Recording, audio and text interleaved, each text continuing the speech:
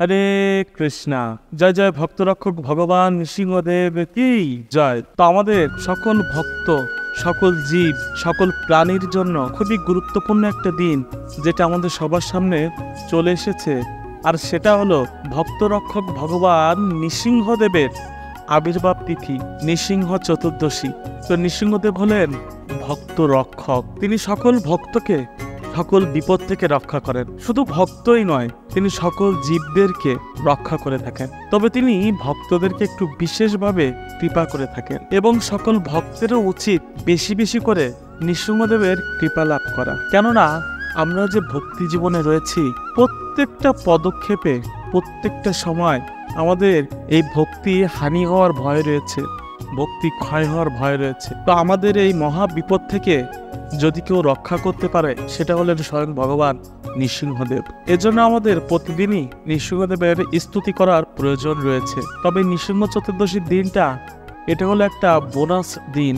এই দিনটা আমাদের বেশি বেশি করে নৃসিংহদেবের স্তুতি করার, তার ব্রত উদযাপন করার আবশ্যকতা রয়েছে। কেননা একমাত্র তিনিই পারেন আমাদের ভক্তি জীবনের, আমাদের পারমার্থিক জীবনের, আমাদের পার্থিব জীবনের, আমাদের জাগতিক জীবনের সকল দিক থেকে রক্ষা করতে। তো ভগবান এই নৃসিংহদেব রূপে আবির্ভূত হয়েছেন, সেটা শুধুমাত্র তার ভক্তদেরকে সকল বিপদ থেকে রক্ষা করার জন্য। তাই তো তিনি ভক্তরক্ষক ভগবান। তো এই নৃসিংহ চতুর্দশী ব্রত আপনারা কেন উদযাপন করবেন সেটা আমি পরে বলবো। আগে নৃসিংহদেবের মাহাত্ম্য বর্ণনা করার চেষ্টা করব।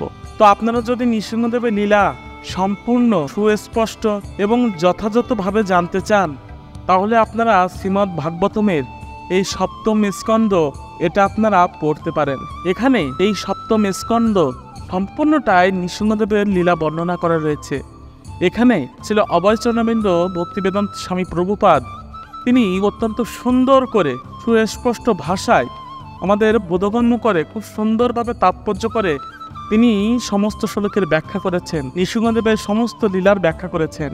তো এটা পড়লে আপনারা সুষ্ঠু সুন্দরভাবে নৃসিংহদেবকে জানতে পারবেন। তারপরেও আমি ভক্তদের মুখ থেকে আমার পরমানন্দ গুরু মহারাজ শ্রীমৎ জয় পতাকা স্বামী গুরু মহারাজের কাছ থেকে যতটুকু শুনেছি, সেটা আপনাদের সম্মুখে বলার চেষ্টা করব। তো নৃসিংহদেবের প্রকট হওয়ার একমাত্র কারণই হলো ভক্তকে রক্ষা করা, আর সেটাও প্রহ্লাদ মহারাজের মতো একজন ভক্ত, যিনি মাত্র 4.5 বছর বয়সে ভগবানকে প্রাপ্ত হয়েছিলেন। তো প্রহ্লাদ মহারাজের পিতা ছিলেন হিরণ্যকশিপু। তো হিরণ্যকশিপুর আরেকটা ভাই ছিল হিরণ্যাক্ষ, তাকে ভগবান বরাহ রূপে বধ করেছিলেন। তখন হিরণ্যকশিপু তিনি ভগবান বিষ্ণুর উপর অনেক বেশি ক্রোধিত হয়ে গিয়েছিলেন।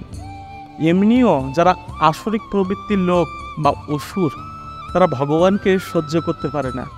আর তারপরেও ভগবান বিষ্ণু হিরণ্যকশিপুরের ভাই হিরণ্যককে বধ করেছে। এতে হিরণ্যকশিপুর ভগবান বিষ্ণুর উপর আরও ক্রোধিত হয়ে গিয়েছিলেন। তখন তিনি তাকে পরাজিত করার জন্য নিজে অমর হতে চেয়েছিলেন এবং এই অমরত্ব লাভের আশায় তিনি ব্রহ্মাজির কঠোর তপস্যা শুরু করেছিলেন।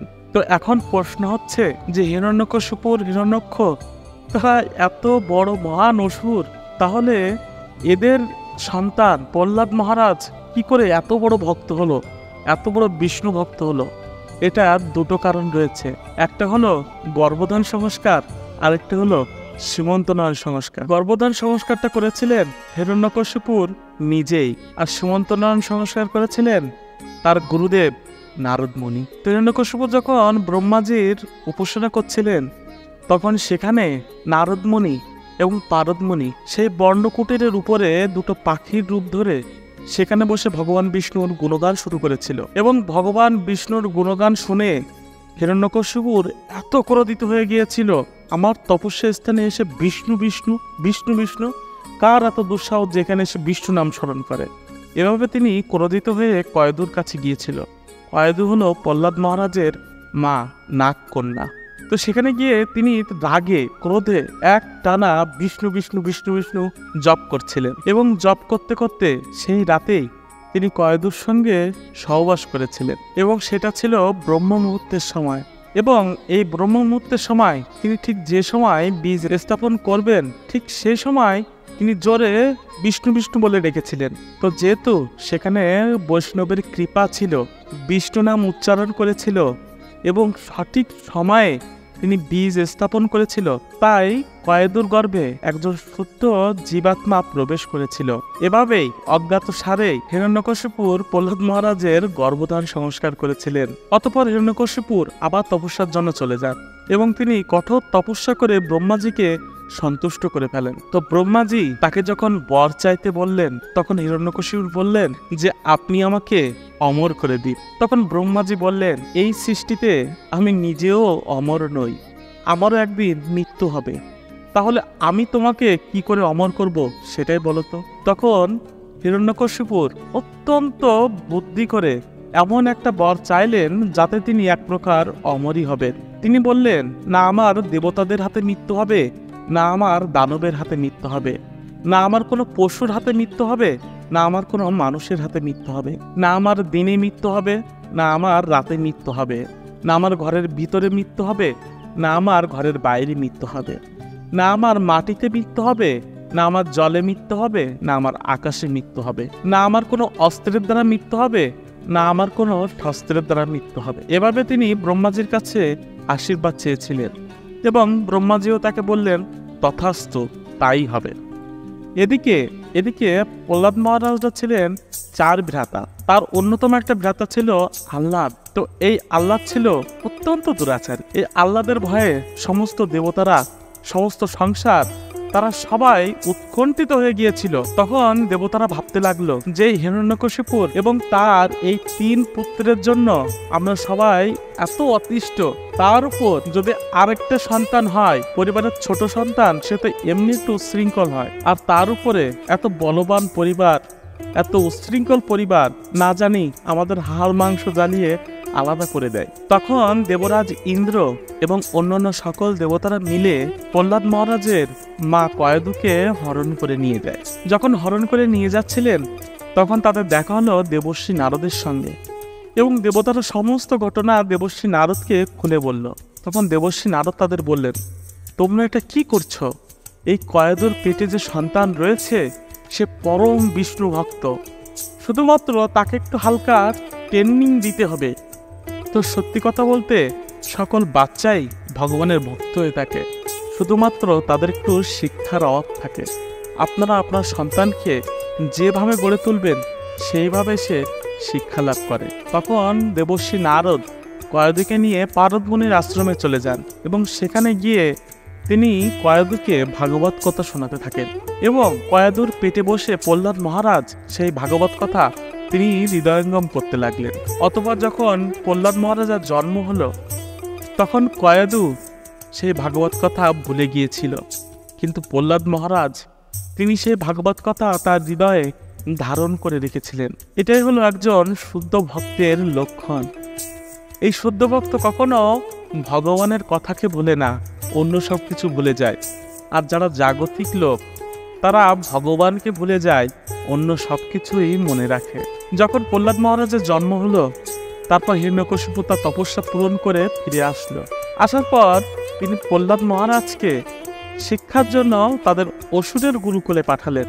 তখন তার পিতা তাকে তার গুরুদেব শুক্রাচার্যের 2 জন পুত্র তাদের কাছে দিয়ে বললেন, তোমরা আমার এই ছোট্ট শিশুকে উপযুক্ত অসুরে পরিণত করো, সেজন্য অনেক বড় অসুর হয়ে উঠতে পারে সেই শিক্ষা তাকে দাও। তখন শুক্রাচার্যের সেই 2 পুত্র তারা প্রহ্লাদ মহারাজকে নিয়ে তাদের আশ্রমে চলে গেলেন এবং প্রহ্লাদ মহারাজকে সেখানেও তারা বড় অসুর হওয়ার ট্রেনিং দিতে লাগলেন। কিন্তু তার সমস্ত শিক্ষা তো সে আগেই পেয়ে গিয়েছে। তিনি তো একজন শুদ্ধ ভগবত ভক্তে, একজন মহান বিষ্ণুর ভক্তে পরিণত হয়ে গিয়েছে। তখন তিনি তার গুরুকুলে গিয়ে তিনি তার সকল সহপাঠী ভাইদেরকে হরির কথা শোনাতে লাগলেন, ভগবান বিষ্ণুর কথা শোনাতে লাগলেন। তো এটাই হলো একজন শুদ্ধ ভগবত ভক্তের লক্ষণ, যিনি সর্বদা সবাইকে ভগবত ভক্তির শিক্ষা দান করে থাকেন, যিনি গুরুরূপ ধরে সবাইকেই ভগবত ভক্তির পথে প্রেরিত করেন। শ্রীমান চৈতন্য মহাপ্রভু নিজেই বলেছেন, যারে দেখো তারে কহ কৃষ্ণ উপদেশ, আমার আজ্ঞায় গুরু হয়ে তার ওই দেশ। তো যখন হিরণ্যকশিপুর তিনি প্রহ্লাদ মহারাজকে ডাকলেন তার দুই গুরুদেবকে ডাকলেন যে তারা তাকে কি শিক্ষা দিয়েছে। তখন প্রহ্লাদ মহারাজ যখন তার পিতার সামনে গেলেন, তখন তার পিতা জিজ্ঞেস করলেন, বলতে এই জগতে ভগবানকে? তো তার পিতা ভেবেছিল যে প্রহ্লাদ মহারাজ হয়তো বা উত্তর দেবেন যে আপনি হলেন ভগবান। কিন্তু প্রহ্লাদ মহারাজ উত্তর দিলেন, ভগবান হচ্ছেন পরমেশ্বর ভগবান শ্রীহরি, বিষ্ণু কৃষ্ণ তিনি হচ্ছেন পরমেশ্বর ভগবান, আর সবাই তারই ভিত্ত। জীবের সর্বভয় কৃষ্ণের নিত্য দাস, তো তিনি হলেন ভগবান, আমরা সবাই তার দাস। এ কথা শুনে হিরণ্যকশিপুর অত্যন্ত ক্রোধিত হলেন। তিনি শুক্রাচার্যের ওই দুই পুত্রের উপর এত ক্রোধিত হলেন যে তোমরা আমার পুত্রকে এই শিক্ষা দিয়েছ গুরুকুলে। তখন তারা বললেন, না না প্রভু, আমরা এই শিক্ষা তাকে দিইনি, আমরা তাকে অসুর হওয়ার শিক্ষা দিয়েছি, কিন্তু জানি না এ শিক্ষা সে কোথা থেকে লাভ করেছে। তখন হিরণ্যকশিপুর প্রহ্লাদের উপরে অত্যন্ত ক্রোধিত হয়ে গেলেন এবং তাকে বধ করার অনেক চেষ্টা করলেন। তাকে কখনো একটা পাগলা হাতির পায়ের নিচে দিলেন, কখনো সাপ ভর্তি একটা কুয়ার ভিতরে দিলেন, কখনো ওষুধের দ্বারা তার সমস্ত শরীরে অস্ত্র দ্বারা আঘাত করলেন। একবার তার বোন হোলিকা তাকে কোলে নিয়ে আগুনের উপরে প্রবেশ করে। হোলিকার বধ ছিল যে আগুন তাকে কখনো স্পর্শ করবে না। তো যখন একজন শুদ্ধ ভক্তকে কষ্ট দিতে চাচ্ছিলেন, তখন সে আগুন তাকে অবশ্যই স্পর্শ করলো। হোলিকা নিজেই আগুনে পুড়ে গেল, কিন্তু প্রহ্লাদ মহারাজের কিছুই হলো না। তো সেই দিন দেবতারা স্বর্গেও হোলি খেলেছিল, তাই যেদিনটা রং উৎসব খেলা হয় দোলের দিন, সেদিনটাকে হোলি উৎসবও বলা হয়ে থাকে। তো এত সব ঘটনা ঘটে যাওয়ার পর হিরণ্যকশিপুর তিনি প্রহ্লাদকে ডেকে বললেন, প্রহ্লাদ, তুই যে এত হরি হরি বলিস, তোর শ্রীহরি কোথায় রয়েছে, কোথায় রয়েছে তোর ভগবান বিষ্ণু? তখন প্রহ্লাদ মহারাজ বললেন, বাবা, ভগবান বিষ্ণু তো সর্বত্র বিরাজমান রয়েছে, তিনি এই মাটি, বায়ু, জল, অগ্নি সর্বত্র রয়েছে। তখন হিরণ্যকশিপুর একটা স্তম্ভ দেখিয়ে বললেন যে তোর হরি কি এই স্তম্ভের ভিতরে রয়েছে? তো যে এই কথা বললেন, তখন প্রহ্লাদ মহারাজ বললেন কি, হ্যাঁ বাবা, আমার হরি এই স্তম্ভের ভিতরে রয়েছে। তখন হিরণ্যকশিপুর তার গদা দিয়ে ওই স্তম্ভতে অনেক জোরে একটা আঘাত করলো। তো আঘাত করার সঙ্গে সঙ্গে সেই স্তম্ভ ভেদ করে, সেই স্তম্ভ ভেঙে সেখান থেকে ভগবান নরসিংহ রূপে আবির্ভূত হলেন। এবং তাদের রূপটা হলো অর্ধেকটা নর আর অর্ধেকটা সিংহ, অর্থাৎ তার গলার উপরটা হলো সিংহের মতো এবং গলার নিচটা হলো মানুষের মতো, তাই তার নাম হলো নরসিংহ। তো এই অবতার হওয়ার পরে হিরণ্যকশিপু এবং নৃসিংহদেবের ভিতরে অনেক দিন ব্যাপী, অনেক বছর ব্যাপী যুদ্ধ চলেছিল। তো যুদ্ধ হওয়ার পর হিরণ্যকশিপুরকে পরাজিত করে নৃসিংহদেব তিনি গোধূলি লগ্নে, না দিনে না রাতে, একটা দরজার চৌকাঠের উপরে বসে, না ঘরের ভিতরে না ঘরের বাইরে, তাকে নিজের উরু বা জঙ্ঘার উপরে বসিয়ে, না মাটিতে না আকাশে না জলে, কোনো অস্ত্র নয়, তার নিজের এই নখ দ্বারা হিরণ্যকশিপুর পেট চিরে তাকে বধ করেছিলেন। তো হিরণ্যকশিপুর যে বর চেয়েছিলেন, সেই বর ভগবান পূরণ করলেন এবং আমাদেরকে এই শিক্ষা দিলেন যে কেউ কখনো অমর হতে পারে না। তো ভগবান বিষ্ণুর এই রূপ দেখে সবাই অত্যন্ত ভয়ভীত হতে লাগলো। শিব, ব্রহ্মাদি সমস্ত দেবতারা সবাই ভয়ে ভীত হতে লাগলো। ভগবান নৃসিংহদেবকে কোনোভাবেই শান্ত করা যাচ্ছিল না, তিনি আরো উগ্র থেকে উগ্র হয়ে যাচ্ছিলেন। তখন সমস্ত দেবতারা, ব্রহ্মা, শিব সবাই মিলে লক্ষ্মী মায়ের কাছে গেলেন। লক্ষ্মী মাকে বললেন, মা, আপনি তো প্রভুর স্ত্রী, আপনি অন্তত তার কাছে যান, আপনি গিয়ে প্রভুকে শান্ত করুন। তখন লক্ষ্মীদেবী নিজেও ভয়ভীত হতে লাগলেন। তিনি বললেন, না না, আমি প্রভুর এই রূপ দেখে নিজেও ভয় পাচ্ছি, আমি এখন প্রভুর কাছে যাব না, প্রভু শান্ত হোক, তারপরে আমি প্রভুর কাছে যাব। তখন সবাই এই জগৎ সংসার ভয়ে কম্পিত হতে লাগলো। তখন শিব, ব্রহ্মাদি দেবতারা তারা সবাই মিলে প্রহ্লাদ মহারাজের কাছে গেলেন। বললেন, প্রহ্লাদ, তুমি তো ভগবানের ভক্ত, ভগবান তোমার জন্য প্রকট হয়েছে, তুমি যাও, তুমি গিয়ে ভগবানকে শান্ত করো। তো প্রহ্লাদ একমাত্র সেই যে নৃসিংহদেবের এই বিকট রূপ দেখে ভয়ভীত হননি। তিনি দৌড়ে গিয়ে নৃসিংহদেবের কোলে উঠে বসলেন, নৃসিংহদেবের গলাটা জড়িয়ে ধরলেন এবং নৃসিংহদেব সঙ্গে সঙ্গে শান্ত হলেন। তিনি প্রহ্লাদ মহারাজকে বুকে এভাবে জড়িয়ে ধরলেন এবং একটা বৎসপ্রিয়া গাভী, যে কেবল একটা বাচ্চা প্রসব করেছে, সে যেমন তার সন্তানকে জিহ্বা দিয়ে এভাবে এভাবে তার সমস্ত গা চাটে। ঠিক তেমনই নৃসিংহদেব তিনি প্রহ্লাদ মহারাজের সমস্ত গা এভাবে জিহ্বা দিয়ে প্রহ্লাদ মহারাজের মুখ পিঠ সবকিছু তিনি জিহ্বা দিয়ে চাটতে লাগলেন। তার সমস্ত গায়ে থেকে চুম্বন দিতে লাগলেন, তার মুখে মাথায় সব জায়গায় তিনি চুম্বন দিতে লাগলেন, তাকে বারবার গলায় লাগাতে লাগলেন, তাকে আদর করতে লাগলেন। এবং প্রহ্লাদ মহারাজও নির্ভয়ে অনেক পরমানন্দে ভগবানের কোলে বসে আদর খেতে লাগলেন। তো এটাই হচ্ছে প্রকৃত ভগবান এবং ভক্তের সম্পর্ক। তখন ভগবান নৃসিংহদেব তিনি প্রহ্লাদ মহারাজকে আদর করতে করতে প্রহ্লাদ মহারাজকে বললেন, প্রহ্লাদ তুমি আমার কাছে একটা বর চাও, তুমি আমার কাছে যা চাইবে আমি তোমাকে তাই দেব। তখন প্রহ্লাদ মহারাজ তিনি নৃসিংহদেবকে বললেন, প্রভু আমি আপনার দর্শন পেয়েছি, আমার আর কিসের দরকার রয়েছে, আমি আর অন্য কিছু চাই না। তারপরেও নৃসিংহদেব বললেন যে তাও তুমি আমার কাছে একটা বর চাও, তুমি আমার দর্শন পেয়েছো, একটা বর তুমি আমার কাছে চাও। তখন প্রহ্লাদ মহারাজ বললেন, ঠিক আছে, বর যদি আপনি আমাকে দেবেন তাহলে আমাকে এই বর দিন যেন আমার পিতা এই জন্মেই উদ্ধার হয়ে যায়, ভগবত ধাম প্রাপ্ত হয়। তখন নৃসিংহদেব তার নিজের চোখের অশ্রু তিনি আটকে রাখতে পারলেন না। নৃসিংহদেব ক্রন্দন করতে করতে বললেন, প্রহ্লাদ তোমার পিতা ধন্য, তোমার মাতা ধন্য, এবং শুধু তাই নয়, তোমার জন্য এই জগৎবাসীও ধন্য। তুমি হলে একজন মহাজন। তো আমাদের দ্বাদশ মহাজনের একজন মহাজন হচ্ছেন প্রহ্লাদ মহারাজ। নৃসিংহদেব বললেন, প্রহ্লাদ তুমি কত বড় মহান একজন ভক্ত, যে পিতা তোমাকে এত কষ্ট দিয়েছে, তোমাকে হত্যা করার চেষ্টা করেছে, আর যখন আমি তোমাকে একটা বর চাইতে বললাম, তুমি কিনা আমার কাছে সেই পিতা উদ্ধারের জন্য বর চাইলে, তো তোমার মতো পুত্র যার কুলে রয়েছে, যার সন্তান, সেই পিতা কেন, সেই সমস্ত কুল একসঙ্গে উদ্ধার হয়ে যাবে।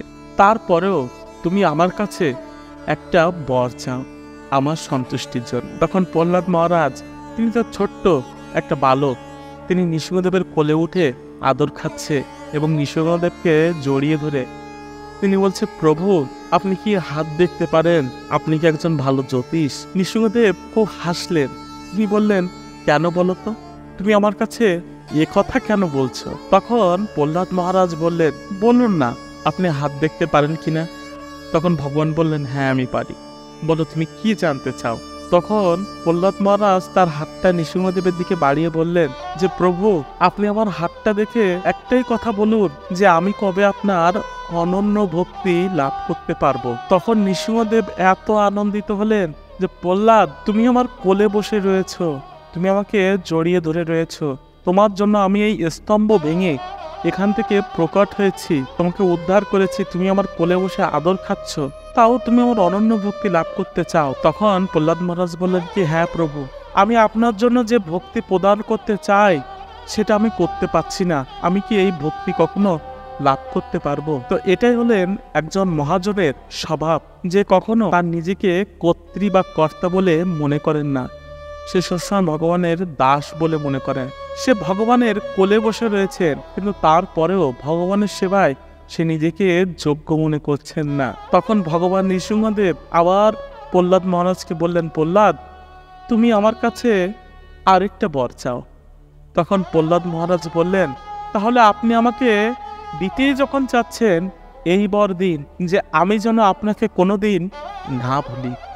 তো এই কথা শুনে নৃসিংহদেব তিনি এতটা খুশি হলেন, তিনি প্রহ্লাদ মহারাজকে এভাবে গলায় জড়িয়ে ধরলেন যেন আর একটু দেরি করলে প্রহ্লাদ মহারাজ নৃসিংহদেবের সঙ্গে বিলীন হয়ে যাবে। নৃসিংহদেব অত্যন্ত আনন্দিত হলেন। প্রহ্লাদ মহারাজ নৃসিংহদেবের কাছে প্রশ্ন করলেন যে, প্রভু আমি ছোট বয়সে আপনাকে কি করে প্রাপ্ত হলাম? তখন নৃসিংহদেব প্রহ্লাদ মহারাজকে বললেন, পূর্বজন্মে তুমি একজন ধার্মিক ব্যক্তির পুত্র ছিলে, তোমার পিতা অনেক ধার্মিক হলেও তুমি অতটা ধার্মিক ছিলে না, তুমি ছিলে অত্যন্ত দুরাচারী, তুমি অবৈধ নারী সঙ্গ করতে, নেশা করতে, তোমার বাবার টাকা নষ্ট করতে। তো এভাবে দিন চলতে চলতে চলতে চলতে হঠাৎ একদিন তোমার পিতা তোমার উপরে বিরক্ত হয়ে তোমাকে তার গৃহ থেকে বহিষ্কৃত করে। তখন তুমি একটি বেশ্যাকে সাথে নিয়ে একটা জঙ্গলের ভিতরে চলে গিয়েছিলে তো সেখানে গিয়ে সেই বেশ্যার সঙ্গে তোমার একটু বাক বিতর্ক হয়। তো সে কথা কাটাকাটির ফলে সেই পুরো দিনটা তুমি অভুক্ত ছিলে এবং অভুক্ত থেকে তুমি তোমার সে প্রিয়তমা তোমরা দুজন দুদিক ফিরিয়ে শুয়েছিলে এবং সেখানে শুয়ে তুমি ঐকান্তিকভাবে আমার ধ্যান করেছিলে এবং আমার কাছে বলেছিলে, ভগবান, সারা জীবন আমি কত পাপ করেছি, আমি আমার বাবাকে কষ্ট দিয়েছি, সবাইকে কষ্ট দিয়েছি। এভাবে ঐকান্তিকভাবে তুমি আমার প্রার্থনা করেছিলে, তোমার কষ্টের কথা আমাকে বলেছিলে। আর সেই দিনটা ছিল এই নৃসিংহ চতুর্দশীর দিন। তো যেহেতু এই নৃসিংহ চতুর্দশীর দিন তুমি অজান্তেই এই নৃসিংহ চতুর্দশী ব্রত করেছিলে, এই দিন তুমি আমার কাছে অন্তর থেকে প্রার্থনা করেছিলে, তাই আমার আশীর্বাদে এই জন্মে তুমি এত বড় একজন শুদ্ধ ভগবত দত্ত রূপে আবির্ভূত হতে পেরেছ। তাহলে আপনারা সবাই বুঝতে পারছেন যে এই নৃসিংহ চতুর্দশী এই ব্রত উদযাপনের কত মাহাত্ম্য রয়েছে। এই নৃসিংহ চতুর্দশী ব্রত উদযাপন করেই সমস্ত দেবতারা তারা দেবলোক প্রাপ্ত হয়েছে, সমস্ত অপ্সরারা তারা অপ্সরা হতে পেরেছে, সমস্ত দেবতারা তারা দেবতা হতে পেরেছে। স্বয়ং শিবজি মহারাজ এই নৃসিংহ চতুর্দশী ব্রত করার মাধ্যমে ত্রিপুরারি নামে একজন অসুরকে বধ করার শক্তি পেয়েছিলেন। ব্রহ্মা এই নৃসিংহ চতুর্দশী ব্রত পালন করার মাধ্যমেই ব্রহ্মা হতে পেরেছিলেন। এই নৃসিংহ চতুর্দশী পালন করলে একজন ধনহীন ব্যক্তি ধন প্রাপ্তি করতে পারে, একজন রাজ্যহীন ব্যক্তি রাজা হতে পারে, একজন পুত্রহীন ব্যক্তি পুত্র লাভ করতে পারে। এই নৃসিংহ চতুর্দশী পালন করলে মানুষ তার সমস্ত দুঃখ কষ্ট জরা ব্যাধি থেকে মুক্তি লাভ করতে পারে, সমস্ত পাপকে ধ্বংস করতে পারে। তাহলে আপনারা বুঝতে পারছেন এই নৃসিংহ চতুর্দশীর কত গুরুত্বপূর্ণ মাহাত্ম্য রয়েছে। আপনারা অবশ্যই এবছর নৃসিংহ চতুর্দশী পালন করবেন। এবছর নৃসিংহ চতুর্দশী পালিত হবে 22শে মে বুধবার। এই নৃসিংহ চতুর্দশী ব্রত উদযাপিত হবে। এখন কথা হচ্ছে আপনারা এই নৃসিংহ চতুর্দশী ব্রত কিভাবে পালন করবেন। এই দিনটা সারাদিন গোধূলি বা সন্ধ্যা পর্যন্ত, যে সময় নৃসিংহদেব প্রকট হয়েছিলেন সেই পর্যন্ত নির্জল উপবাস করা সব থেকে উত্তম। আপনারা নির্জলা উপবাস করবে, সকালে ভোরে ঘুম থেকে উঠে পবিত্র নদীতে স্নান করবেন, নদী না থাকলে পুকুরে স্নান করবেন, পুকুর না থাকলে আপনারা একটা বালতিতে জল নিয়ে 3 বার গঙ্গা গঙ্গা বলে গঙ্গা দেবীকে আহ্বান করে সেই জলে স্নান করবেন, ভগবানকে সুন্দর করে সাজাবেন। এই পুরো দিনটা আপনারা নৃসিংহদেবের লীলা শ্রবণ করবেন, লীলা পাঠ করবেন। ভাগবতমের নৃসিংহদেবের এই মহান দিব্য লীলা শ্রবণ করতে করতে তো দিন পার হয়ে যাবে। সন্ধ্যার সময় নৃসিংহদেবের অভিষেক করবেন। তো এই দিন আপনারা ভগবানকে অনেক সুন্দর রকমের ফল ভোগ দিতে পারেন। নৃসিংহদেবের সব থেকে প্রিয় হলো আম। এই দিন আপনারা নৃসিংহদেবকে অনেক সুন্দর সুন্দর মিষ্টি মিষ্টি পাকা পাকা আম ভোগ দিতে পারেন। এদিন বেশি বেশি করে জপ করতে পারেন। আপনারা নৃসিংহদেবের যে 108টি নাম রয়েছে সেই নামগুলো বলে নৃসিংহদেবের চরণে আপনারা তুলসী পাতা ফুল দিতে পারেন। 108টা নাম বলে 108টা তুলসী 108টা ফুল দিতে পারেন। এই দিন সন্ধ্যায় বদুলি লগ্নে আপনারা নৃসিংহদেবের একটা চিত্রপাট নিয়ে যদি সেটাতে অভিষেক করা যায় ভালো, তা না হলে সেটা রেখে তার সামনে একটা গামলা রেখে সেখানে চন্দন দিয়ে একটা পদ্ম আঁকিয়ে সেখানে ভগবানকে স্মরণে মনে মনে স্থাপন করে আপনারা অনেক রকম ফলের জুস, পঞ্চগব্য, আপনারা দুধ, ঘি, মধু, দই ইত্যাদি সকল দ্রব্য দিয়ে আপনারা ভগবানকে সেখানে অভিষেক করতে পারেন। মনে মনে যে এইখানে এই পাত্রের ভিতরে ভগবান বসে আছে, ভগবানের চিত্রপটটা সামনে রেখে সেই স্থানে আপনারা অভিষেক করতে পারেন। এভাবে আপনারা নৃসিংহ চতুর্দশী ব্রত খুব ভালোভাবে উদযাপন করতে পারেন। এবং আপনাদের আশপাশ যদি কোনো ভক্ত নৃসিংহ চতুর্দশী ব্রত পালন করে সেখানে গিয়েও আপনারা নৃসিংহ চতুর্দশী ব্রত পালন করতে পারবেন। এখন অনলাইনেও আপনারা অনেক জায়গায় অনেক মন্দিরের নৃসিংহদেবের অভিষেকের ভিডিও দেখতে পাবেন, সেগুলো আপনারা দর্শন করতে পারেন। নৃসিংহদেবের বিভিন্ন লীলা মহিমা আপনারা মহারাজদের মুখ থেকে, শুদ্ধ ভক্তদের মুখ থেকে শ্রবণ করতে পারেন। তো এই হলো আমার আজকের ভিডিও। জয় জয় ভক্তরক্ষক ভগবান নৃসিংহদেব কি জয়, শুদ্ধ ভক্ত প্রহ্লাদ মহারাজ কি জয়। হরে কৃষ্ণ।